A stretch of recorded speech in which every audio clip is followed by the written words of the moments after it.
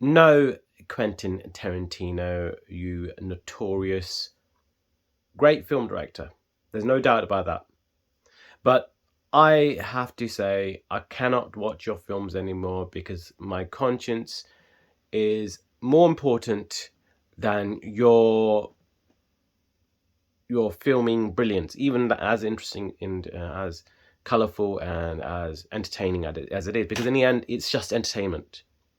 And there was an interview of Quentin Tarantino's wife, or either conducted by Quentin Tarantino's wife, where she said that, of course, the couple, this is and the elephant in the room, the couple reside in Tel Aviv, the capital of, rather, the economic capital of this ethno-state, this state that was built on the deaths of thousands and thousands of Palestinians, and of course the expulsion, the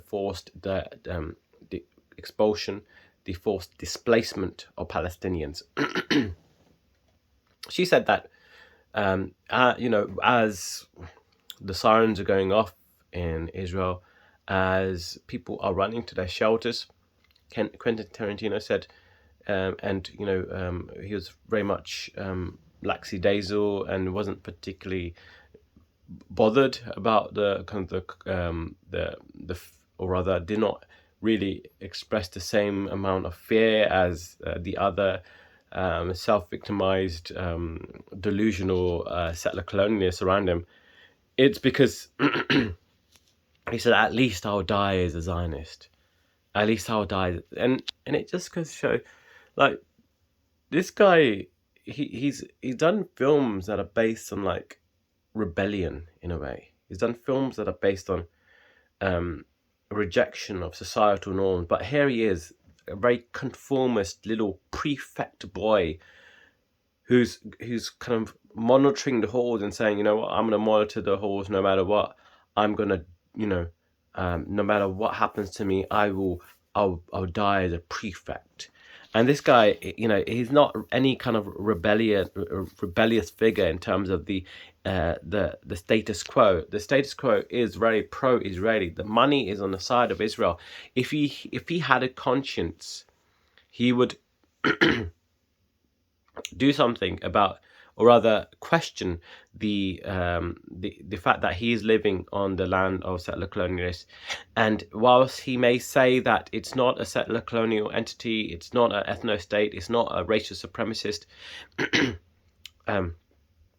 disgusting, racist, religious state as it actually literally is, he would say that in Israel there something like several million Palestinian who live in Israel.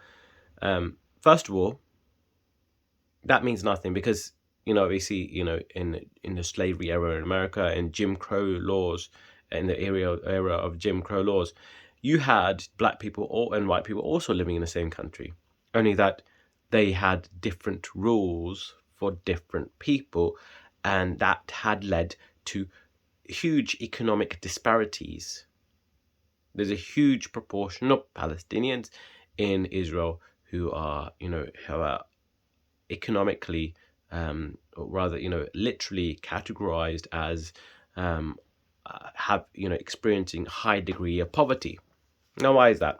Why is also that Palestinian areas within Israel, they don't have the same protections when it comes to having, let's say, bunkers for people to shelter in times of war? It's because they do not regard the Palestinians as equal.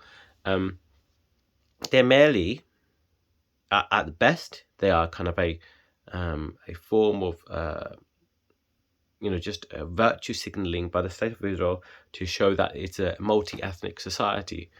At worst, they are cannon fodder. They are the buffer zones of the state of Israel, and they are there to easy pickings, so that Israel may just continue expanding its land, and the Palestinians in their land are they're also a good political pawn, because just think about, Nigel Farage, he's an idiot racist, but he is only in power because, the power structures in play right now, they have been in play for the last 30 years.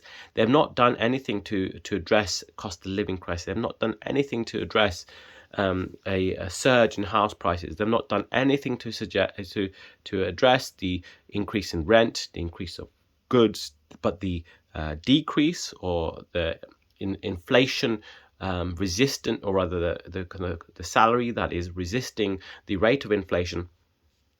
Not doing anything about that. And so you have Nigel Farage, who is there for the picking, to just blame the immigrant. So this is where we are right now. We have a Quentin Tarantino and his wife. They both believe in the state of Israel, and there's no doubt that there is a degree of sincerity in that, because there is delusion. This is Quentin Tarantino. He acts like a wannabe character from one of his films.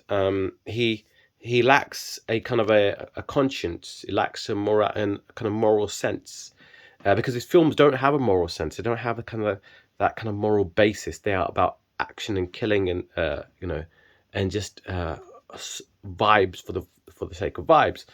And there's nothing wrong with that in the actual fantasy film world, but he himself is a reflection of the lack of morality. And so Quentin Tarantino, and you do not deserve to have your name pronounced correctly, Quentin Tarantino, you little pipsqueak, you little chin jutting little freak. You have no concern for the Palestinians who are the receiving end of a genocide. You are just a self-serving little man who's only doing it because you want to satisfy the whim of your wife. And where are your morals? This is a guy who literally, in one of his films, disrespected openly Bruce Lee in his Once Upon a Time in Hollywood. It's quite clear to me that Quentin Tarantino is a racist. It's clear to me. The signs are all there. It doesn't look like Asians in my estimation. It doesn't look like Palestinians. It doesn't look like Muslims. He likes to be at the top of the power structure. He likes to be associated with that. That's where he gets his kicks. This is a guy who's a psychopath. And as psychopaths and pedophiles kind of tend to gravitate towards Israel, this is no exception. Anyways, I hope you enjoyed this video. Please like, comment, and subscribe. Quentin Tarantino, boycott his shit. Boycott his crappy films. Well, they're good in terms of entertainment value, but they have no substance, no real depth.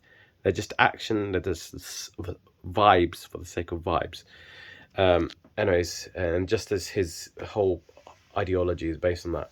Anyways, I hope you enjoyed this video. Please like, comment, and subscribe. That'd be very much appreciated. Thank you.